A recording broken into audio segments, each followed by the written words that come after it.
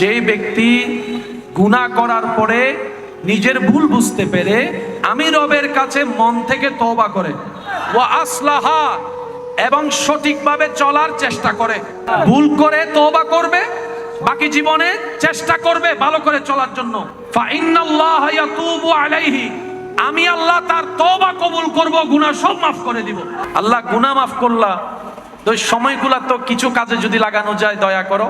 আল্লাহ তাআলা সূরা ফুরকানের ৭০ নম্বর আয়াতে বলছেন, ইল্লা মান তাবা ওয়া আমানা ওয়া আমিলা সালিহান ওয়া আমিলা আমালান সালিহান, ইল্লা মান তাবা ওয়া আমানা ওয়া আমিলা আমালান সালিহান ফাউলাইকা ইউবাদদিলুল্লাহ।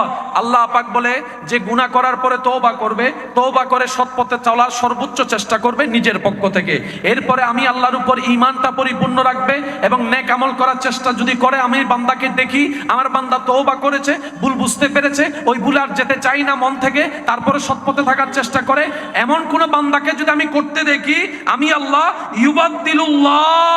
ইউবাদদিলুল্লাহ তার অতীতের যত গুনাহ মাফ করছি সব গুনাহ পরিমাণ সওয়াব আমি আল্লাহ তার ডান কাঁধে লিখে দিব। সূরা ফুরকানের ৭০ নম্বর আয়াত আল্লাহ পাক বলে গুনাহ মাফ করেছি তা নয়, গুনাহ যতটা মাফ করছি ৪০ লাখ যদি গুনাহ হয় ৪০ লাখ পরিমাণ সওয়াব আমি আল্লাহ। তাহলে ৪০টা বছরের লসটা লস থাকবে না, এটাও লাভ হয়ে যাবে। আর একটু জোরে বলেন সুবহানাল্লাহ। আল্লাহ রাস্তায় চললে সবচেয়ে একটা বড় প্রাপ্তি কি জানেন? এখানে শান্তি পাবেন, শান্তি শান্তি, এই জায়গাটাতে শান্তি পাবেন, বিশ্বাস করেন। জানি না কখনো করেছেন কিনা, পারলে সময় পেলে করে দেখবেন। আল কোরআনটা একটু হাতে নিয়ে বুকের সাথে জড়ায় ধরে রাখবেন, চোখটা বন্ধ করে কোরআনুল কারীমকে বুকের সাথে নিয়ে শক্ত করে জড়ায় ধরে রাখবেন। প্রথম ৫-৬ সেকেন্ড হয়তো আপনার মনে হতে পারে আপনি কোরআন বুকে জড়িয়ে ধরে রেখেছেন একটা জায়গায়। আপনি যদি গভীরভাবে চোখ বন্ধ করতে পারেন, কোরআনের স্পর্শ নিজের সিনার সাথে অনুভব করতে পারেন, আপনি হয়তো আমার সাথে চোখটা খুলে একমত হয়ে বলবেন, ভাইয়া আসলেই কেমন যেন অন্য একটা জগতে হারিয়ে গিয়েছিলাম। আমি কোরআনটা বুকে ধরেছি ৫-৬ সেকেন্ড ১০ সেকেন্ড হয়তো অনুভবে ছিল, এরপরে আমার আমি কই ছিলাম, কি অবস্থা আমার একটু মনে পড়ে নাই। অথচ আমি কোরআনকে স্পর্শ করার ২ মিনিট আগেও টেনশন করছিলাম জীবন নিয়ে, কষ্ট নিয়ে, ভাবনা নিয়ে। আমার ভাবনায় শরীর কেঁপে উঠছে ভবিষ্যৎ কি হবে, কিন্তু কোরআনটা যে মুহূর্তে সিনার সাথে লাগালাম, মুহূর্তেই কেমন যেন পুরা অশান্ত হৃদয় শান্ত হয়ে গেল, সিনার মধ্যে রহমত আসা শুরু হয়ে গেল। সুবহানাল্লাহ। কোরআন এখনো পড়া শুরু করেননি, শুধু সিনায় লাগাইছেন, বুকে লাগিয়েছেন। আমাদের কোরআন শুধু সওয়াবের কিতাব নয়, এই কোরআনকে আল্লাহ তাআলা মুমিনদের জন্য শেফার ব্যবস্থা করে দিয়েছেন, রহমতের ব্যবস্থা করে দিয়েছেন। হাজার দুঃখে কষ্টে অন্তর যদি ভরে থাকে, আপনার হৃদয় যদি ভারী হয়ে থাকে, পাথর হয়ে থাকে, কোরআনকে আপনি সিনায় লাগাবেন, যাবেন দেখবেন পাথরটা মোমের মতো গলে যাচ্ছে। যারা করে দেখেছেন জীবনে তারা হয়তো আমার কথার উপলব্ধিটা বুঝতে পারবে। অনুরোধ করব, হাজার ব্যস্ততার ভিতরে পারলে একটু চেষ্টা করবেন করে দেখার জন্য। কত অশান্ত হৃদয়ের মানুষ শান্তি পেয়েছে আল্লাহর দরবারে নামাজের সিজদা দিয়ে। মানুষ ঘুমাতে পছন্দ করে, আর ঘুমের মধ্যে সবচাইতে মজার ঘুম হচ্ছে শেষ রাতের ঘুম। বলেন না, বলেন না। রাতের ৮টা ৯টা ১০টার ঘুমের চাইতে মজা হচ্ছে নিশি রাতের শেষ রাতের ঘুম। আল্লাহ পাক বলে যে ঘুমও দিলাম, তাহাজ্জুদও দিলাম। সুবহানাল্লাহ বলেন না। এটা হচ্ছে প্রেমের পরীক্ষা। আল্লাহ পাক বলে যে ঘুমও দিলাম, ওই টাইমে তাহাজ্জুদও দিলাম। আমি বলবো না তাহাজ্জুদ পড়, আমি শুধু দেখতে চাই তোর কাছে কি ঘুম প্রিয় নাকি আমার কাছে আসাটা প্রিয়, আমি সেটা দেখতে চাই। না আসলে আমি জোর করব না, তবে তুই আসলে আমি বড্ড খুশি হব বান্দা, বড্ড খুশি হব। এবার বান্দা বলে, আল্লাহ সকালবেলা ডিউটি আছে, ৬টা ৭টায় উঠতে হয়, না ঘুমালে শরীরে তো এনার্জি পাবো না, সারাদিন কাজের মধ্যে শুধু ঝিমানো লাগবে। আল্লাহ, তাহাজ্জুদ তো পড়তে চায়, দিল চায়, কিন্তু দুনিয়া তো আমাকে তোমার দরবারে যেতে দেয় না, হাজার ব্যস্ততার সামনে নিয়ে আসে। রব বলে যে এটাই তো পরীক্ষা, এটাই তো প্রেমিকের পরীক্ষা। দুনিয়া তোকে দুনিয়ার দিকে টানবে। আমি দেখতে চাই কোন কোন বান্দা সে দুনিয়ার ফাঁক ফুকরকে পিছনে ফেলে আমি রবের সাথে সম্পর্ক করাটাকে মজবুত করাকে মনোযোগ দেয়। আমি সেটা দেখতে চাই। বান্দা, একদিকে আরামের ঘুম দিলাম, একদিকে তাহাজ্জুদ দিলাম, দেখি তুই কোনটা বাছাই করিস। বুদ্ধিমান বান্দারা তাহাজ্জুদকে আপন করে নেয়। প্রথম দিন অফিসে কষ্ট, চাকরিতে ব্যবসায় কষ্ট, দ্বিতীয় দিন কষ্ট, ঘুম পরিপূর্ণ হয় নাই, কষ্ট তো লাগবে, জীবনী তো লাগবে। একদিন দেখে সে তাহাজ্জুদ ছাড়ে না, পড়তেই আছে পড়তেই আছে পড়তেই আছে। একদিন দেখে অন্যদিন 7 ঘন্টা ঘুমায়ে শরীরে যে শক্তি পাওয়া যেত না, এখন কেমন জানি 2-3 ঘন্টা ঘুমায় তার চাইতে বেশি শক্তি পাওয়া যায়। এবার বান্দা চিন্তা করে, আমি না সে বান্দা 7 ঘন্টা ঘুমানোর পরও স্কুলে গিয়ে ঘুমিয়েছি, অফিসে গিয়ে ঝিমিয়েছি, আজকে আমার ঘুম লাগে না কেন? শরীর তো বড় ফিটফাট, শরীর তো বড় শক্তিশালী, শরীর তো একদম এনার্জেটিক, ব্যাপার কি? ভাবতে ভাবতে ভাবতে তখন উনি উত্তর পেল, যতদিন আমি 7 ঘন্টা ঘুমিয়েছি রবের দরবারে হাজিরা না দিয়ে, ততদিন আমার দেহ চার্জ হয়েছে। যখন থেকে আমি নামাজ পড়া শুরু করেছি, আমার রূহ চার্জ হওয়া শুরু হয়েছে, আমার রূহ এনার্জি পাওয়া শুরু করেছে। রূহ যখন এনার্জি পাওয়া শুরু করেছে, অটোমেটিক শরীরের শক্তি 10 গুণ বেশি বেড়ে গিয়েছে। সুবহানাল্লাহ। মাথায় রাখবেন ভাইয়েরা, শরীরের শক্তির চাইতে বড় শক্তি হচ্ছে মনের শক্তি। মনের শক্তির চাইতে বড় শক্তি হচ্ছে রূহের শক্তি। চিৎকার দিয়ে বলেন সুবহানাল্লাহ। সেজন্য আলা বিযিক্রিল্লাহে তাতমাইন্নুল কুলুব, যত রবের স্মরণে আপনার সময় কাটবে তত আপনার রূহ চার্জ হতে থাকবে, রূহ শক্তিশালী হতে থাকবে।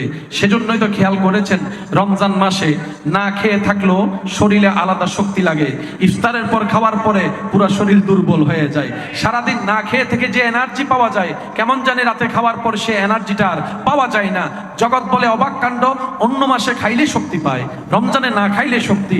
তখন ইসলাম বলে রমজানে না খাওয়ার ভিতরে তো তোমার রূহের খাবার হয়ে যাচ্ছে, রূহের খাবার হয়ে যাচ্ছে।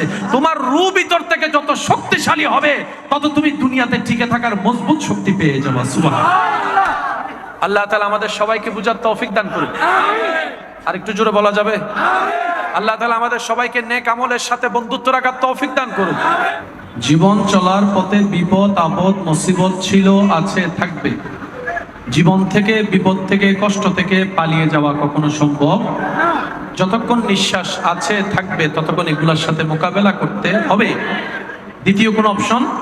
কিন্তু মুমিন বান্দাদের জন্য একটা অপশন আছে, সেটা হচ্ছে সাধারণ মানুষ যেখানে হেরে যায়, মুমিন বান্দারা সেই বিপদ পার হয়ে সামনের দিকে অগ্রসর হয়ে যায়। কারণ মুমিনদের অন্তরে ঈমানের আলো ধারা ভরপুর এবং রবের উপর সর্বোচ্চ বিশ্বাস। সে বলে এই দেওয়াল আমার পক্ষে পার হওয়া সম্ভব নয়, সত্য, কিন্তু আমি যেই রবের উপর বিশ্বাস করি সেই রব চাইলে সেকেন্ডের ভিতর আমি পার হয়ে যেতে পারবো। সুবহানাল্লাহ। সেজন্য সর্বদা বিশ্বাস ভরসা রাখতে হবে আল্লাহর উপর। জীবনে যাই আসুক যেমন আসুক, আপনার আমার জবান থেকে থাকবে শুধু একটা কথা, আলহামদুলিল্লাহ, আমার আল্লাহ যা করে তাই হবে। আমার আল্লাহর উপর ছেড়ে দিলাম, আমার আল্লাহর মর্জির উপর ছেড়ে দিলাম। আল্লাহ যেটা দিয়ে খুশি আমি বান্দা সেটা পেয়ে খুশি হয়ে যাব। আল্লাহ যেটা করে খুশি আমি সেটা দেখে খুশি হয়ে যাব। বলেন সুবহানাল্লাহ। ভরসা বিশ্বাস কার উপর? আল্লাহর উপর। যতক্ষণ জীবনে পারবেন সকাল সন্ধ্যায় অজুর সাথে থাকার চেষ্টা করেন। জীবন চলার পথে যতক্ষণ পারবেন অজুর সাথে থাকার চেষ্টা করবেন। রাতে ঘুমানোর আগে অজু করার চেষ্টা করবেন। বেশি বেশি ইস্তিগফার জবানে রাখার চেষ্টা করবেন। দরুদ শরীফের জিকির মুখে রাখার চেষ্টা করবেন। এই ছোট্ট ছোট্ট কিছু আমল যেটা আপনার আমার দুনিয়ার দৃষ্টিতে 1 সেকেন্ডের ব্যয় করলে আমলটা করা যায়, হাসরের ময়দানে দেখা যাবে পাহাড় পরিমাণ সওয়াব হয়েছে। সুবহানাল্লাহ। তো ছোট্ট ছোট্ট থেকেই তো বড় হওয়া যায়, ঠিক না? আমরা এক লাফে তো আর নেককার মুমিন বান্দা আল্লাহর প্রিয় বান্দা তো হতে পারবো না। একটু একটু চেষ্টা করি, বান্দার কাজ চেষ্টা করা, এই চেষ্টাটা যেদিন রবের কাছে পছন্দ হয়ে যাবে, সেই দিন রব্বুল আলামিন দয়া করে বান্দার বাকি পথ এগিয়ে দিবেন। সুবহানাল্লাহ। আল্লাহ তাআলা আমাদের সবাইকে ভালো রেখে ভালো থাকার তৌফিক দান করুন। অন্যকে ভালো রাখা, এটার মধ্যে নিজের ভালো থাকাটা কিন্তু লুকায়িত। এই বুঝটা বুঝে আমাদেরকে চলার আল্লাহ তৌফিক দান করুক, আমিন। অন্যায়ভাবে যেন কারো কষ্টের কারণ না হয়, অন্যায়ভাবে যেন আমাদের জীবনটা কারো চোখের অভিশাপের পানির কারণ না হয়। আপনার আমার ছোট্ট ছোট্ট কথা যেগুলো আপনি আমি এক সেকেন্ডে বলে ফেলি, এটা অন্যের অন্তরে যে কি পরিমাণ আঘাত করে, রক্তের খনন করে, সেটা আমরা দেখতেও পাই না, বুঝতেও পাই না। তীরের আঘাত বাহির থেকে দেখা যায় বলে বোঝা যায় কতটুক ক্ষত হয়েছে। এর চাইতে মারাত্মক আঘাত এই জিহ্বা দিয়ে আমরা মানুষের অন্তরে দিয়ে থাকি। আল্লাহ তাআলা আমাদেরকে বুঝে শুনে চলার তৌফিক দান করুন। যতটুক পারবেন, যত কম কথা বলা যায় চেষ্টা করতে হবে। আল্লাহ আমাদের সবাইকে তৌফিক দান করুন। কারো কাছে বাড়ি আছে, কারো কাছে বাড়ি নাই। কারো কাছে গাড়ি আছে, কারো কাছে গাড়ি নাই। কারো কাছে বউ আছে, কারো কাছে বউ নাই। কারো কাছে টাকা আছে, কারো কাছে টাকা নাই। পার্থক্য আছে না নাই? পার্থক্য আছে না নাই? কিন্তু সবাই একটা জায়গায় চাই, সেটা হচ্ছে একটু সুখে থাকতে চাই, একটু শান্তিতে থাকতে চাই। কথা বলি নেই, শুনি নেই তুমি? সবার চাওয়া এই জায়গায় একটু সুখে থাকতে চাই, একটু শান্তিতে থাকতে চাই। ভয় পাইলে কি শান্তি পাওয়া যায়? ভয় পাইলে কি রাতে ঘুম যাওয়া যায়? ভয় পেলে কি ঘর থেকে বের হওয়া যায়? তাহলে ভয় হচ্ছে মানব জীবনের সুখের শত্রু। বর্তমান অন্যতম একটা রোগের নাম হচ্ছে টেনশন। এই টেনশন থেকে স্ট্রোক পর্যন্ত হয়ে যাচ্ছে, এই টেনশন থেকে প্রেসার বেড়ে বেড়ে শরীরের ক্ষতি হয়ে যাচ্ছে। তাহলে মানুষ সুস্থ সবল শান্তিতে সুখী থাকতে চাইলে টেনশন করা যাবে, ভয় পাওয়া যাবে, জীবনে জয়ী হতে গেলে ভয় পাওয়া যাবে, সামনে এগোতে গেলে ভয় পাওয়া যাবে, কিছু অর্জন করতে গেলে ভয় পাওয়া যাবে, টেনশন করা যাবে। এই দুইটা জিনিস থেকে বাঁচতে পারলেই সুখী। একটা হচ্ছে টেনশন, আর একটা হচ্ছে ভয়। অনেক মা বাবারা মনে মনে ভয় করে, দুশ্চিন্তা করে, আমি যদি মারা যাই আমার ছেলে মেয়েগুলাকে কে দেখবে? আমি যদি মারা যাই এতগুলা ঋণ রেখে আমার ছেলে মেয়েগুলা এই ঋণের বোঝা কিভাবে টানবে? আমি যদি মারা যাই আমার ভাইয়েরা কি, আমার বোনেরা কি আমার ছেলে মেয়ের খেয়াল রাখবে কি রাখবে না? প্রত্যেকটা মা বাবার এই টেনশন। আমি শুনি নাই প্রত্যেকটা মা বাবার এই টেনশন। তাহলে মানুষের সুখের দুশ্মন হচ্ছে টেনশন, মানুষের সুখের দুশ্মন হচ্ছে ভয়। এবার আমরা বললাম, আল্লাহ আমার বন্ধু তো ডুপ্লেক্স বাড়ি বানাই ফেললো, 2 নম্বরই টাকা কামাই। আমার আরেকজন বন্ধু তো এইভাবে অন্যায় জুলুম করে করে প্রভাবশালী হয়ে গেল, তার এক কথায় পুরো এলাকা উঠে আর বসে। আল্লাহ আমি তো কিছু পেলাম না। রব বলে যে কিছু পাও নাই, বাবা অপেক্ষা করো। যদি কোনো রকম ধৈর্য ধরে ঈমান নিয়ে নেক আমলের সাথে আমি রবের প্রিয় বান্দা হয়ে যেতে পারো, তাহলে তোমার জন্য আমি আল্লাহ এমন বিশেষ নিয়ামত দিব যেটা তোমার বন্ধুরা পাবে না। আলা ইন্না আউলিয়া আল্লাহ লা খাউফুন আলাইহিম ওয়ালা হুম ইয়াহজানুন। যারা আমার বন্ধু হয়ে যায় আমি আল্লাহ তাদেরকে, তাদের অন্তরকে ভয় থেকেও মুক্তি দিয়ে দিই, দুশ্চিন্তা থেকেও মুক্তি দিয়ে দিই। সুবহানাল্লাহ, আল্লাহু আকবার। আল্লাহর বন্ধুদের কোনো ভয়, বলেন না আল্লাহর বন্ধুদের দুনিয়াতে কোনো ভয়, কবরে কোনো ভয়, হাসরে কোনো ভয়। আল্লাহর বন্ধুদের দুনিয়াতে কোনো টেনশন, কবরের কোনো টেনশন, হাসরের কোনো টেনশন। এবার যার কাছে দুনিয়া আখিরাতের টেনশনই নাই, তার মতো সুখী আর আছে কে? তার মতো সুখী আমি শুনি নাই, আপনারা একটু বলেন না। তার মতো সুখী, তার মতো সুখী। 1000 কোটি টাকার মালিক ওয়ালারও টেনশন আছে, আছে না নাই? আছে না নাই? কোটি কোটি টাকার মালিকের ওয়ালার অন্তর ছোট্ট জায়গায় ভয় একটা, আমি যদি মইরা যাই আমার চাচা, আমার স্বাস্থ্য ভাই, আমার আপন ভাই তো আমার ছেলে মেয়েকে সম্পত্তি আর দিবেন না। কামাইলাম আমি, ভোগ করবে। এবার আমার বোন বলে আল্লাহ তোমাকে রাজি করতে গেলে তো পর্দা করতে হয়। আল্লাহ পর্দা করতে গেলে তো বিয়ে বাড়ি তার ওভাবে যেতে পারবো। আল্লাহ আমি পর্দা করতে গেলে অনেকে আমাকে ব্যাকডেটেড হুজুরনি বলে ডাকে। আল্লাহ আমার সুন্দর পোশাক, এত দামি পোশাক আমি পর্দা করলে তো কেউ দেখবে না। আমার সৌন্দর্যের এত মেকআপ তো কেউ দেখবে না। রব বলে যে কাউকে দেখাইস না, আমাকে দেখা। সুবহানাল্লাহ বলেন না? কাউকে দেখতে দিস না, আমাকে দেখতে দে। এবার সেই বান্দি বলে, সে আল্লাহর বান্দিটা বলে, আল্লাহ আমি যদি তোমাকে খুশি করে চলতে চাই দুনিয়াতে অনেক কঠিন রাস্তা হবে। রব বলে যে আমি তো সেটাই দেখতে চাই। জান্নাত পাওয়াতে তো সহজ নয়, রাস্তা তো কঠিন হবেই, রাস্তা কঠিন হবেই। বিসিএস পরীক্ষা যদি এত কঠিন হয়, জান্নাত পাওয়াটা তো তার চাইতে কঠিন, তার চাইতে বড় নিয়ামতওয়ালা। সহজ রাস্তা হবে না। আমি তো চাই আমার বান্দা কঠিন রাস্তা আমার জন্য খুশিতে খুশিতে পার হয়ে যাবে। আল্লাহ আমার সৌন্দর্য, রব বলে যে কোন রকম তুই সৌন্দর্য সেভ করে আমি রবের বিধান, আমার নবীর বিধান মেনে কোন রকম তুই একটু জান্নাত পর্যন্ত আয়। আমি আল্লাহ জান্নাতি নারীদেরকে প্রত্যেকটা দিন সুন্দর বাড়াই দিব, প্রত্যেকটা দিন সুন্দর বাড়াই দিব, প্রত্যেকটা দিন সুন্দর বাড়াই দিব। সুবহানাল্লাহ, আমি শুনি নাই? জান্নাতি নারীদেরকে আল্লাহ প্রত্যেকটা দিন সুন্দর বাড়াই দিবে। শনিবারের সৌন্দর্যতার চাইতে রবিবারের সৌন্দর্যতার লেভেলটা একটু হাই থাকবে। শুধু তাই নয়, আমরা সবাই জানি হুর অনেক সুন্দর, হুরের কোনো তুলনা হয় না। জান্নাতি নারীদের সৌন্দর্যে আল্লাহ এমন বাড়াই দিবে, জান্নাতের হুরেরা পর্যন্ত জান্নাতি রমণের দিকে তাকাই থাকবে, মুগ্ধ নয় না, এত সুন্দর। আল্লাহ তুমি কাদেরকে দিবা? রব বলে যে যারা দুনিয়াতে আমাকে খুশি করে চলবে। সুবহানাল্লাহ, আরো জোরে। আল্লাহ প্রত্যেক বান্দাই চায় তোমাকে খুশি করে চলতে।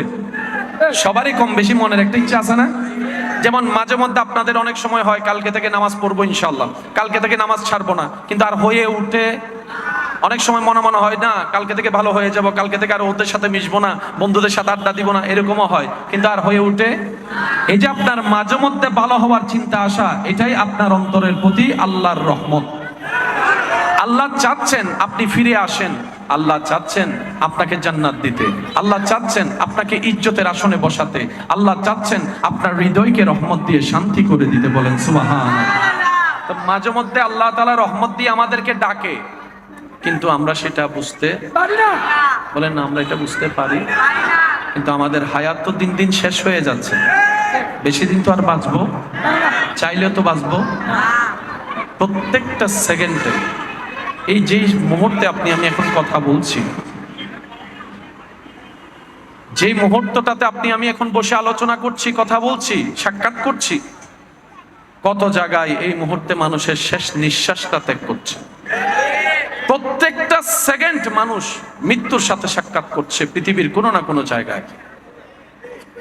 মরতে তো হবে, চাই কিংবা না চাই, সবকিছু ছেড়ে একদিন চলে যেতে হবে এক অচেনা দেশের দিকে, অচেনা রাস্তার দিকে পাড়ি দিতেই হবে। মন চাক আর না চাক, নিঃশ্বাস বন্ধ হওয়ার যন্ত্রণাদায়ক যন্ত্রণা, একটা কঠিন কষ্ট আপনাকে আমাকে একদিন সইতে হবে, সম্মুখীন হতে হবে। সেই দিন বুঝতে পারবো তৃষ্ণা আসলে কাকে বলে। বুকের তৃষ্ণার কষ্ট যে কতটুক যন্ত্রণাদায়ক সেদিন হয়তো উপলব্ধি করতে পারবো। একদিন চলে যেতে হবে সবকিছু ছেড়ে, সবকিছু ফেলে, যতই আপন হোক, যতই প্রিয়র হোক, যতই কাছের হোক।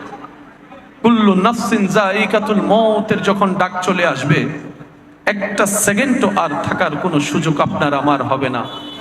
কিন্তু সৌভাগ্যবান তো তারাই যারা দুনিয়াতে থাকা অবস্থায় আখিরাতের সেই চলন্ত রাস্তার মধ্যে আমলের নূর দিয়ে আলোকিত করে রাখে, ঈমানের নূর দিয়ে আলোকে রাস্তাকে আলোকিত করে রাখে। সুবহানাল্লাহ। ওই আলোটা এত প্রখর, দুনিয়া থেকে জান্নাত পর্যন্ত রাস্তা পুরোটাই আলোকিত হয়ে থাকে আল্লাহর রহমতের ছায়া নিয়ে। সেই বান্দা হাসি মুখে দুনিয়া থেকে কষ্ট ছাড়া জান দিয়ে যেতেও পারে, আবার আখিরাতে ইজ্জত পেয়ে জান্নাতেও চলে যেতে পারে। সুবহানাল্লাহ। বুদ্ধিমান তারা, আমরা বুদ্ধিমান নই, আমরা হচ্ছে চালাক টাইপের বোকা। কি বললাম? আমরা চালাক টাইপের বোকা। অর্থাৎ আমাদের ভাব, বিহেভিয়ার, কথাবার্তা, চালচলন হচ্ছে আমাদের মতো বুদ্ধিমান, আমাদের মতো পণ্ডিত, আমাদের মতো চালাক পৃথিবীতে আর কেউ নাই। দিন শেষে যখন জীবনের হিসাবটা টান দিলাম, আমি আমার জায়গায়, আপনি আপনার জায়গায়, তখন দেখতে পাবেন আপনার আর আমার মতো বোকা, আপনার আর আমার মতো গাধা পৃথিবীতে দ্বিতীয় আর কেউ নাই। কিভাবে বুঝতে পারবো?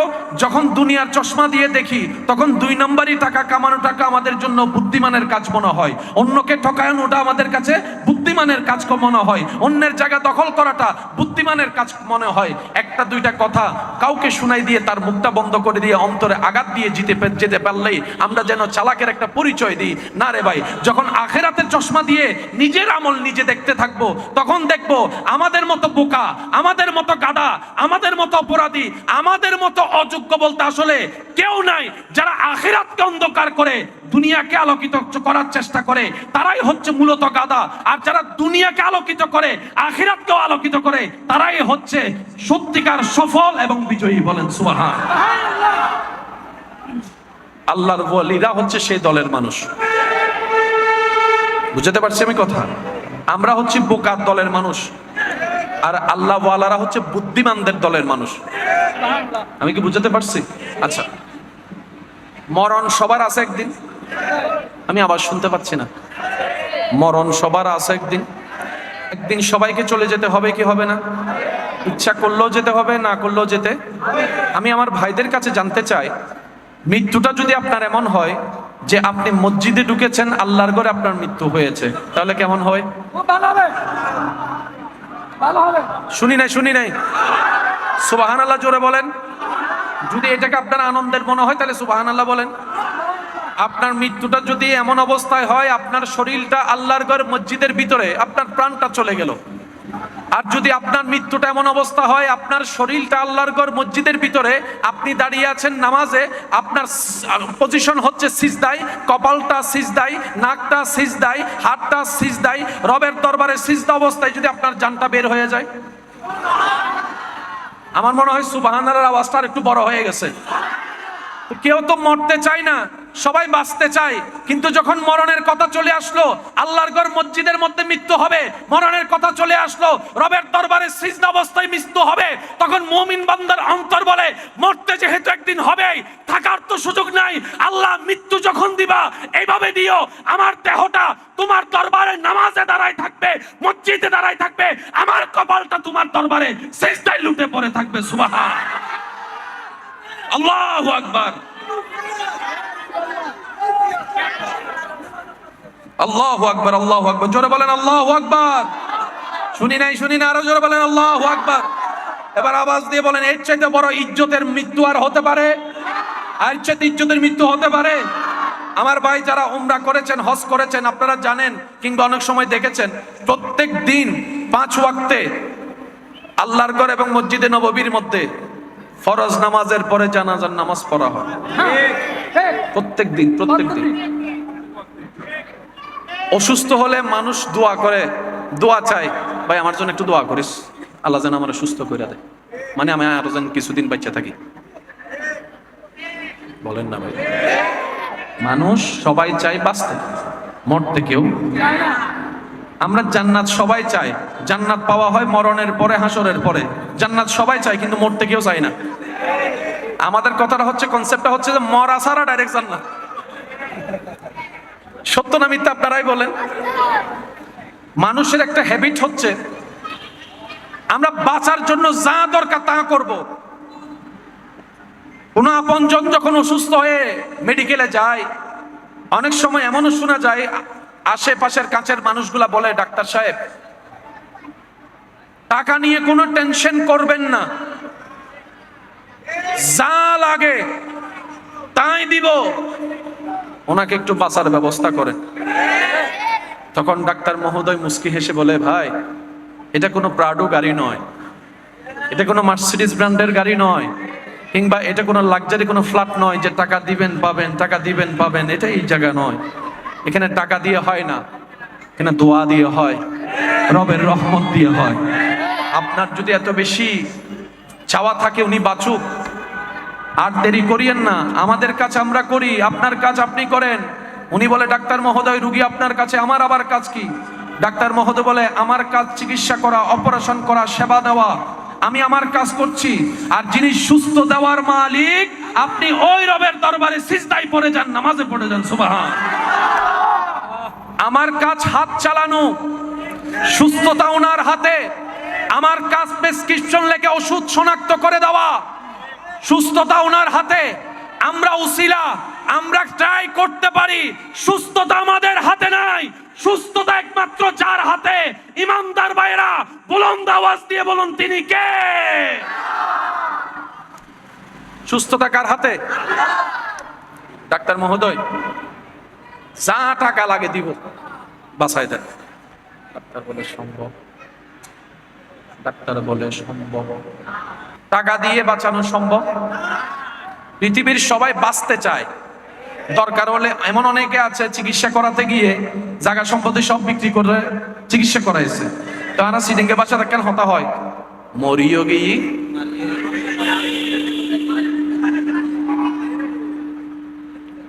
মরিও গিয়ে, তার মানে কি নিজেও মরে গিয়ে বাঁচিবের জিন সম্পত্তি আছে লিনো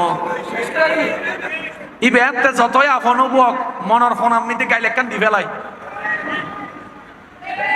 বাস্তব না বাস্তব হন ভাই, যতই হইল যে টুরো বুক ৫০০ টিয়া খরচ গরম করে এত হতে মরি যাইলে ভালো হইতো।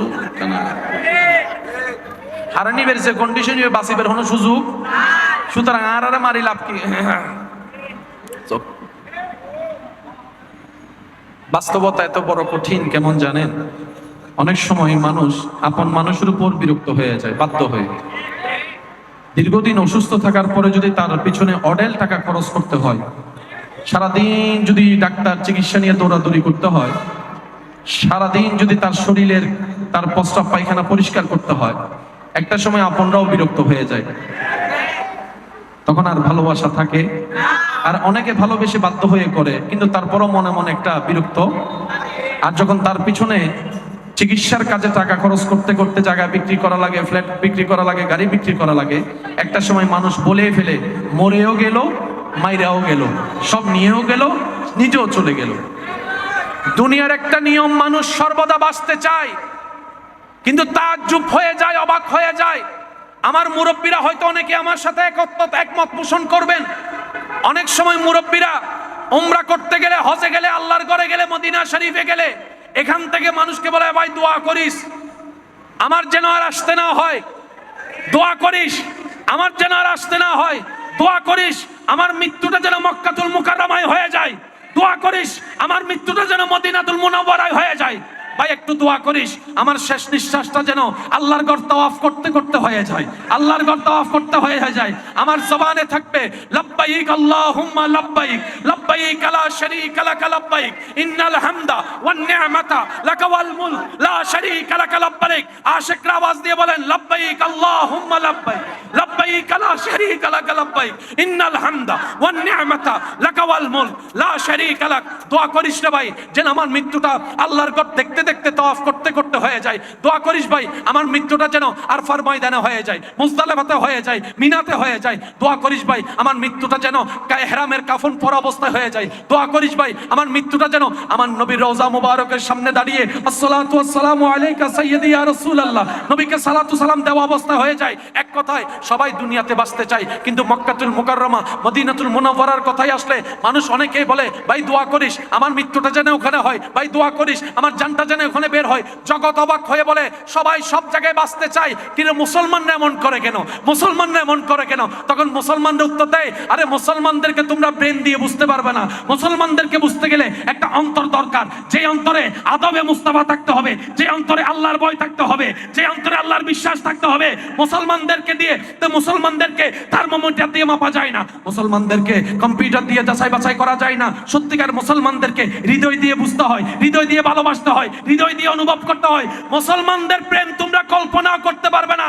মরণ তো একদিন আছে, কিন্তু আমার মরণটা যদি মক্কাতুল মুকাররমায় হয়, মদিনাতুল মুনাওয়ারা হয়, আল্লাহর রাস্তায় হয়, তাহলে আমার চাইতে বড় সার্থকতা সফল ব্যক্তি আর পৃথিবীতে কেউ থাকবেও না। সুবহানাল্লাহ।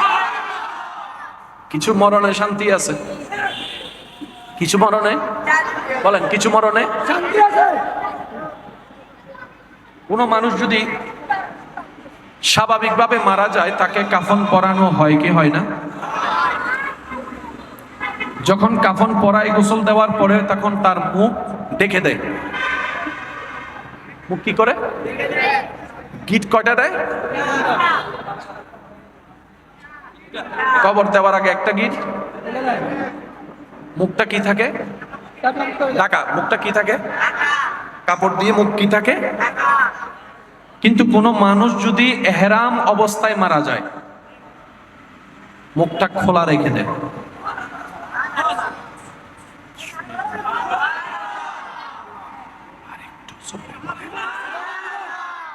এহরাম সারা হলে মুখ ঢেকে দেয়।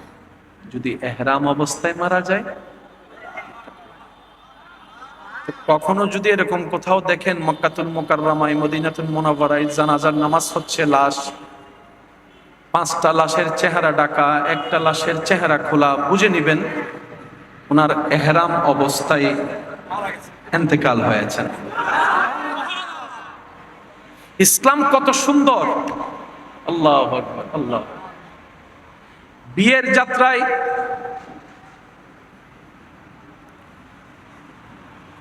বন্ধু বান্ধব আত্মীয় স্বজন সামনে থাকে, বর পিছনে থাকে। আজকের অনুষ্ঠানের উনি হচ্ছেন ভিআইপি গেস্ট, সামনে কিছু থাকবে, রাস্তা ক্লিয়ার করে, বলি রাস্তা কি করে? ক্লিয়ার করে। কেউ আগাম গিয়ে জানিয়ে দেয় জামাই মশাই আসছে। যতই ভিআইপি হোক, বিয়ের দিন জামাই থাকে, স্বামী থাকে, বর থাকে পিছনে, বন্ধু বান্ধব 1-2 হলেও থাকে সামনে। কিন্তু মানুষ যখন মারা যায়,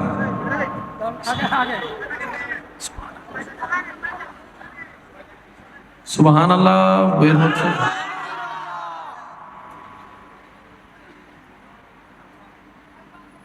কিন্তু মানুষ যখন মারা যায়, লাশটা যখন খাটিয়াতে উঠে,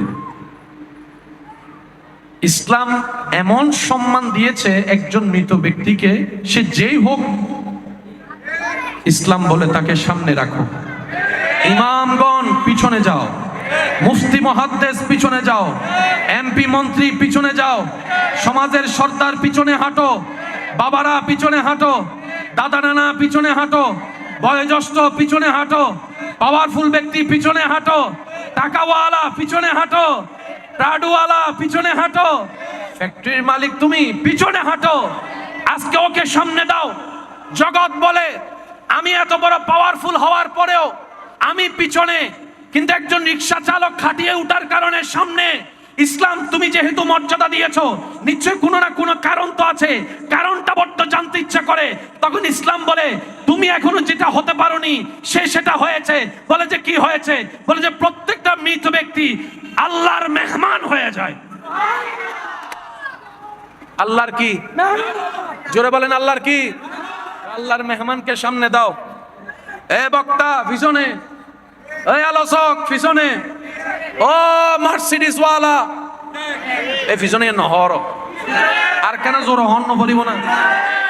ও এমপি, ও চেয়ারম্যান, ও আইফোন ওয়ালা, ও স্যামসাং ওয়ালা, ও ফ্ল্যাটবারের মালিক, ও বাড়ির জমিদার, সামনে দাও, ওরে সামনে দাও। মালিক বলো আমার ঘরের দারোয়ান, সারা জীবন আমার পিছনে হাঁটছে, আজকে কেন আমি পিছনে? কয় তুমি এখনো রবের মেহমান হতে পারো নাই, সে রবের মেহমান হয়ে গিয়েছে। আপনারা শুনলে তাজ্জুব হবেন, অবাক হবেন। অনেক অন্য ধর্মের মানুষ ইসলামের এই শেষ যাত্রা নিয়ে গবেষণা করে দেখে মুগ্ধ হয়ে অনেকেই কালিমা পড়ে মুসলমান হয়ে গিয়েছে। প্রত্যেকটা দিন ইসলাম ধর্মে হাজার হাজার মানুষ স্বইচ্ছায় কালিমা পড়ে মুসলমান হচ্ছে। মুসলমানের সংখ্যা কেউ কমাতে পারবে না। চেষ্টাকারী চেষ্টা করেছে, করছে, করবে। এই শত্রুতা আজকের থেকে নয়, নিয়তের শত্রুতা এক, স্টাইল ভিন্ন হয়েছে। তবে জেনে রাখবেন, মনে রাখবেন, ইসলামকে ধ্বংস করা যাবে না, কোরআনকে ধ্বংস করা যাবে না, নবীর ইজ্জতকে ধ্বংস করা যাবে না, ইসলামকে ধ্বংস করা যাবে না। কারণ ইসলামের হেফাজতকারী, রক্ষাকারী স্বয়ং রব্বুল আলামিন নিজেই। 2 হাত তুলে দেখাই, বলেন ঠিক কিনা? একটা রাস্তা খোলা আছে, সেটা হচ্ছে ওলি হওয়া। বলেন তো কি হওয়া? এই অপশনটা কিয়ামত পর্যন্ত খোলা থাকবে আল্লাহর পক্ষ থেকে সবার জন্য। এই পথ পেতে চেষ্টা করতে হবে কাদেরকে? আমাদেরকে। গুনাহ বেশি করতে হবে নাকি সওয়াব বেশি করতে হবে? যদি সবাই শুনে থাকেন একটু আওয়াজ দিবেন, গুনাহ বেশি করতে হবে নাকি সওয়াব বেশি করতে হবে? আল্লাহর প্রিয় পছন্দের হতে গেলে কি গুনার কাজ বেশি করতে হবে নাকি সওয়াবের কাজ বেশি করতে হবে? এই পর্যন্ত আমি আমার জীবনে, আপনি আপনার জীবনের হিসাবটা যদি একটু টান দিই, তাহলে রায়টা কি দাঁড়ায় একটু একটু বলবেন সবাই। আমরা কি এই জীবনে বুঝাবার পর থেকে কি সওয়াব বেশি করেছি না গুনাহ বেশি করছি? আমি গুনাহ বেশি করছি, আপনি বলেন একটু, আমরা কি সওয়াব বেশি করছি না গুনাহ করছি? গুনাহ করলে কি আল্লাহর বন্ধু হয় না শত্রু হয়? কিন্তু আমাদের চাওয়া হচ্ছে আল্লাহর বন্ধু হওয়া, কিন্তু অনেকটা বছর তো আমাদের নষ্ট হয়ে গেল, অনেকটা বছর হাতছাড়া হয়ে গেল। এখন আমরা কি করব? এতদিন তো বুঝি নাই, এখন না বুঝতে পারছি আল্লাহর প্রিয় হওয়া ছাড়া কবরেও শান্তি নাই, হাসরেও ইজ্জত নাই, জান্নাতের স্বপ্ন দেখলেও কাজ হবে না। আল্লাহর প্রিয় বান্দা তো হতে হবে, এবার তো সওয়াব কামাতে হবে। হায়াত তো অর্ধেক শেষ, বাকি হায়াত যা আছে সেটা তো যে 24টা ঘন্টা সওয়াব করতে পারবো এমনও কোনো সুযোগ আমাদের নাই। কারণ আমাদের ইচ্ছায়ও গুনাহ হয়, অনিচ্ছায়ও গুনাহ হয়, চোখের গুনাহ, হাতের গুনাহ, মুখের গুনাহ, পায়ের গুনাহ, এমনে গুনাহ তেমনে গুনাহ হয়ে যায়। করব কি? এবার বান্দা বলে, আল্লাহ জীবনের অনেকটা বছর আমি ভুল পথে গিয়ে আল্লাহ পাক আমি তো সময় নষ্ট করে ফেলেছি, এবার আমি কি করব? আল্লাহ পাক বলে, বান্দা তুমি মন থেকে হৃদয় দিয়ে অনুশোচনার সাথে নিজের ভুল স্বীকার করে আমি রবের রহমতের উপর ভরসা রেখে, বিশ্বাস রেখে আমি রবের কাছে মন থেকে তুমি তওবা করো, মন থেকে তওবা করো। তুমি তওবা করবা একবার, আমি আল্লাহ সারা জীবনের গুনাহ মাফ করে দিতে রাজি ছিলাম। তাহলে সুযোগ আছে না নাই? এবার গুনাহ না মাফ হলো 35, 40, 45, 50 বছরের গুনাহ, কিন্তু সওয়াব তো করার সুযোগ হয় নাই, গুনাহ না মাফ হয়েছে। এবার বান্দা বলে, আল্লাহ 30, 35, 40, 50 বছর যে সময়টা চলে গেল, ওইটা যদি আমি বুঝতে পারতাম, সওয়াব করতে পারতাম। রব বলে যে আমার উপর আশা করে, আমার উপর ভরসা করে, সে কখনো লসে থাকতে পারে না, তার কখনো লস হতে পারে না। আল্লাহ তুমি এখন কি করবা? আমি তো জানি তোমার দয়া বিশাল, তোমার করুণা বিশাল, আমার গুনার চাইতে তোমার রহমত অনেক বিশাল। আমি আশাবাদী তোমার রহমতের দরবার থেকে সুন্দর কিছু ফয়সালার জন্য। রব বলে যে, বান্দা তুই টেনশন করিস না। সূরা আল মাইদার 39 নম্বর আয়াতে আল্লাহ তাআলা বলে, ফামান তাবা মিন বাদে যুলমিহি, যে ব্যক্তি গুনাহ করার পরে নিজের ভুল বুঝতে পেরে আমি রবের কাছে মন থেকে তওবা করে। আরেকটু জোরে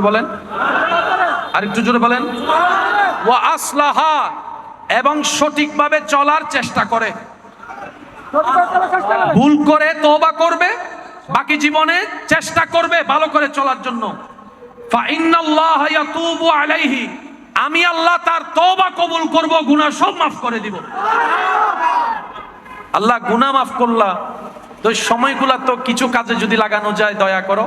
আল্লাহ তাআলা সূরা ফুরকানের 70 নম্বর আয়াতে বলছেন, ইল্লা মান তাবা ওয়া আমানা ওয়া আমিলা সালিহান ওয়া আমিলা আমালান সালিহান, ইল্লা মান তাবা ওয়া আমানা ওয়া আমিলা আমালান সালিহান ফাউলাইকা ইউবাদদিলুল্লাহ।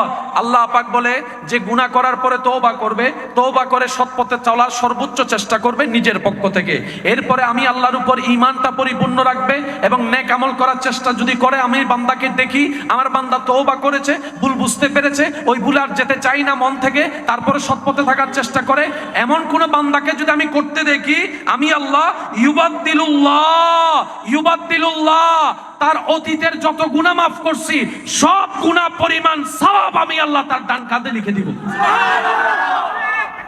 আল্লাহু আকবার, আল্লাহু আকবার। আরো জোরে বলেন আল্লাহু আকবার, আরো জোরে বলেন আল্লাহু আকবার। সূরা ফুরকানের 70 নম্বর আয়াত আল্লাহ পাক বলে, গুনাহ মাফ করেছি তা নয়, গুনাহ যতটা মাফ করছি, 40 লাখ যদি গুনাহ হয় 40 লাখ পরিমাণ সওয়াব আমি আল্লাহ। তাহলে 40টা বছরের লস থাকবে না, এটাও লাভ হয়ে যাবে। আর একটু জোরে বলেন সুবহানাল্লাহ। আল্লাহ রাস্তায় চললে সবচেয়ে একটা বড় প্রাপ্তি কি জানেন? এখানে শান্তি পাবেন, শান্তি। এই জায়গাটাতে শান্তি পাবেন, বিশ্বাস করেন। জানি না কখনো করেছেন কিনা, পারলে সময় পেলে করে দেখবেন। আল কোরআনটা একটু হাতে নিয়ে বুকের সাথে জড়ায় ধরে রাখবেন, চোখটা বন্ধ করে কোরআনুল করিমকে বুকের সাথে নিয়ে শক্ত করে জড়ায় ধরে রাখবেন। প্রথম 5-6 সেকেন্ড হয়তো আপনার মনে হতে পারে আপনি কোরআন বুকে জড়িয়ে ধরে রেখেছেন একটা জায়গায়। আপনি যদি গভীরভাবে চোখ বন্ধ করতে পারেন, কোরআনের স্পর্শ নিজের সিনার সাথে অনুভব করতে পারেন, আপনি হয়তো আমার সাথে চোখটা খুলে একমত হয়ে বলবেন, ভাইয়া আসলে কেমন যেন অন্য একটা জগতে হারিয়ে গিয়েছিলাম। আমি কোরআনটা বুকে ধরেছি 5-6 সেকেন্ড 10 সেকেন্ড হয়তো অনুভবে ছিল, এরপরে আমার আমি কই ছিলাম, কি অবস্থা আমার একটু মনে পড়ে নাই। অথচ আমি কোরআনকে স্পর্শ করার 2 মিনিট আগেও টেনশন করছিলাম জীবন নিয়ে, কষ্ট নিয়ে, ভাবনা নিয়ে। আমার ভাবনায় শরীর কেঁপে উঠছে ভবিষ্যৎ কি হবে। কিন্তু কোরআনটা যে মুহূর্তে সিনার সাথে লাগালাম, মুহূর্তেই কেমন যেন পুরা অশান্ত হৃদয় শান্ত হয়ে গেল, সিনার মধ্যে রহমত আসা শুরু হয়ে গেল। সুবহানাল্লাহ। কোরআন এখনো পড়া শুরু করেননি, শুধু সিনায় লাগাইছেন, বুকে লাগিয়েছেন। আমাদের কোরআন শুধু সওয়াবের কিতাব নয়, এই কোরআনকে আল্লাহ তাআলা মুমিনদের জন্য শেফার ব্যবস্থা করে দিয়েছেন, রহমতের ব্যবস্থা করে দিয়েছেন। হাজার দুঃখে কষ্টে অন্তর যদি ভরে থাকে, আপনার হৃদয় যদি ভারী হয়ে থাকে, পাথর হয়ে থাকে, কোরআনকে আপনি সিনায় লাগাবেন, যাবেন দেখবেন পাথরটাও মোমের মতো গলে যাচ্ছে। যারা করে দেখেছেন জীবনে, তারা হয়তো আমার কথার উপলব্ধিটা বুঝতে পারবে। অনুরোধ করব, হাজার ব্যস্ততার ভিতরে পারলে একটু চেষ্টা করবেন করে দেখার জন্য। কত অশান্ত হৃদয়ের মানুষ শান্তি পেয়েছে আল্লাহর দরবারে নামাজের সিজদা দিয়ে। মানুষ ঘুমাতে পছন্দ করে, আর ঘুমের মধ্যে সবচাইতে মজার ঘুম হচ্ছে শেষ রাতের ঘুম। বলেন না রাতের 8টা 9টা 10টার ঘুমের চাইতে মজা হচ্ছে নিশি রাতের শেষ রাতের ঘুম। আল্লাহ পাক বলে যে ঘুমও দিলাম, তাহাজ্জুদও দিলাম। সুবহানাল্লাহ বলেন না? এটা হচ্ছে প্রেমের পরীক্ষা। আল্লাহ পাক বলে যে ঘুমও দিলাম, ওই টাইমে তাহাজ্জুদও দিলাম। আমি বলবো না তাহাজ্জুদ পড়, আমি শুধু দেখতে চাই তোর কাছে কি ঘুম প্রিয় নাকি আমার কাছে আসাটা প্রিয়, আমি সেটা দেখতে চাই। না আসলে আমি জোর করব না, তবে তুই আসলে আমি বড্ড খুশি হব বান্দা, বড্ড খুশি হব। এবার বান্দা বলে, আল্লাহ সকালবেলা ডিউটি আছে, 6টা 7টায় উঠতে হয়, না ঘুমালে শরীরে তো এনার্জি পাবো না, সারাদিন কাজের মধ্যে শুধু ঝিমানো লাগবে। আল্লাহ তাহাজ্জুদ তো পড়তে চায়, দিল চায়, কিন্তু দুনিয়া তো আমাকে তোমার দরবারে যেতে দেয় না, হাজার ব্যস্ততার সামনে নিয়ে আসে। রব বলে যে এটাই তো পরীক্ষা, এটাই তো প্রেমিকের পরীক্ষা। দুনিয়া তোকে দুনিয়ার দিকে টানবে। আমি দেখতে চাই কোন কোন বান্দা সেই দুনিয়ার ফাঁক ফুকরকে পিছনে ফেলে আমি রবের সাথে সম্পর্ক করাটাকে মজবুত করাকে মনোযোগ দেয়, আমি সেটা দেখতে চাই। বান্দা একদিকে আরামের ঘুম দিলাম, একদিকে তাহাজ্জুদ দিলাম, দেখি তুই কোনটা বাছাই করিস। বুদ্ধিমান বান্দারা তাহাজ্জুদকে আপন করে নেয়। প্রথম দিন অফিসে কষ্ট, চাকরিতে ব্যবসায় কষ্ট, দ্বিতীয় দিন কষ্ট, ঘুম পরিপূর্ণ হয় নাই, কষ্ট তো লাগবে, জীবনী তো লাগবে। একদিন দেখে সে তাহাজ্জুদ ছাড়ে না, পড়তেই আছে। একদিন দেখে অন্যদিন 7 ঘন্টা ঘুমায়ে শরীরে যে শক্তি পাওয়া যেত না, এখন কেমন জানি 2-3 ঘন্টা ঘুমায় তার চাইতে বেশি শক্তি পাওয়া যায়। এবার বান্দা চিন্তা করে, আমি না সে বান্দা 7 ঘন্টা ঘুমানোর পরও স্কুলে গিয়ে ঘুমিয়েছি, অফিসে গিয়ে ঝিমিয়েছি, আজকে আমার ঘুম লাগে না কেন? শরীর তো বড় ফিটফাট, শরীর তো বড় শক্তিশালী, শরীর তো একদম এনার্জেটিক, ব্যাপার কি? ভাবতে তখন উনি উত্তর পেল, যতদিন আমি 7 ঘন্টা ঘুমিয়েছি রবের দরবারে হাজিরা না দিয়ে, ততদিন আমার দেহ চার্জ হয়েছে। যখন থেকে আমি নামাজ পড়া শুরু করেছি, আমার রূহ চার্জ হওয়া শুরু হয়েছে, আমার রূহ এনার্জি পাওয়া শুরু করেছে। রূহ যখন এনার্জি পাওয়া শুরু করেছে, অটোমেটিক শরীরের শক্তি 10 গুণ বেশি বেড়ে গিয়েছে। মাথায় রাখবেন ভাইয়েরা, শরীরের শক্তির চাইতে বড় শক্তি হচ্ছে মনের শক্তি। মনের শক্তির চাইতে বড় শক্তি হচ্ছে রূহের শক্তি। চিৎকার দিয়ে বলেন সুবহানাল্লাহ। সেজন্য আলা বিযিক্রিল্লাহি তাতমাইন্নুল কুলুব, যত রবের স্মরণে আপনার সময় কাটবে তত আপনার রূহ চার্জ হতে থাকবে, রূহ শক্তিশালী হতে থাকবে। সেজন্যই তো খেয়াল করেছেন রমজান মাসে না খেয়ে থাকলেও শরীরে আলাদা শক্তি লাগে, ইফতারের পর খাওয়ার পরে পুরো শরীর দুর্বল হয়ে যায়। সারাদিন না খেয়ে থেকে যে এনার্জি পাওয়া যায়, কেমন জানি রাতে খাওয়ার পর সে এনার্জিটা আর পাওয়া যায় না। জগৎ বলে অবাক কাণ্ড, অন্য মাসে খাইলে শক্তি পায়, রমজানে না খাইলে শক্তি। তখন ইসলাম বলে রমজানে না খাওয়ার ভিতরে তো তোমার রুহের খাবার হয়ে যাচ্ছে, রুহের খাবার হয়ে যাচ্ছে। তোমার রূহ ভিতর থেকে যত শক্তিশালী হবে তত তুমি দুনিয়াতে টিকে থাকার মজবুত শক্তি পেয়ে যাবে। সুবহানাল্লাহ। আল্লাহ তাআলা আমাদের সবাইকে বুঝার তৌফিক দান করুন। আর একটু জোরে বলা যাবে? আল্লাহ তাআলা আমাদের সবাইকে নেক আমলের সাথে বন্ধুত্ব রাখার তৌফিক দান করুন। বড়দেরকে সম্মান, ছোটদেরকে স্নেহ করার তৌফিক দান করুন। এই মাহফিলকে আল্লাহ কবুল করুক, আমিন। চলেন আমরা দ্বারা একটু নবীকে সালাম দিই। ইয়া নবী সালাম। সেজন্য সর্বদা বিশ্বাস ভরসা রাখতে হবে আল্লাহর উপর। জীবনে যাই আসুক, যেমন আসুক, আপনার আমার জবান থেকে থাকবে শুধু একটা কথা, আলহামদুলিল্লাহ, আমার আল্লাহ যা করে তাই হবে। আমার আল্লাহর উপর ছেড়ে দিলাম, আমার আল্লাহর মর্জির উপর ছেড়ে দিলাম। আল্লাহ যেটা দিয়ে খুশি, আমি বান্দা সেটা পেয়ে খুশি হয়ে যাব। আল্লাহ যেটা করে খুশি, আমি সেটা দেখে খুশি হয়ে যাব। বলেন সুবহানাল্লাহ। ভরসা বিশ্বাস কার উপর? আল্লাহর উপর। যতক্ষণ জীবনে পারবেন সকাল সন্ধ্যায় অজুর সাথে থাকার চেষ্টা করুন। জীবন চলার পথে যতক্ষণ পারবেন অজুর সাথে থাকার চেষ্টা করবেন। রাতে ঘুমানোর আগে অজু করার চেষ্টা করবেন। বেশি বেশি ইস্তিগফার জবানে রাখার চেষ্টা করবেন। দুরূদ শরীফের জিকির মুখে রাখার চেষ্টা করবেন। এই ছোট্ট ছোট্ট কিছু আমল যেটা আপনার আমার দুনিয়ার দৃষ্টিতে এক সেকেন্ডের ব্যয় করলে আমলটা করা যায়, হাসরের ময়দানে দেখা যাবে পাহাড় পরিমাণ সওয়াব হয়েছে। সুবহানাল্লাহ। তো ছোট্ট ছোট্ট থেকেই তো বড় হওয়া যায়, ঠিক না?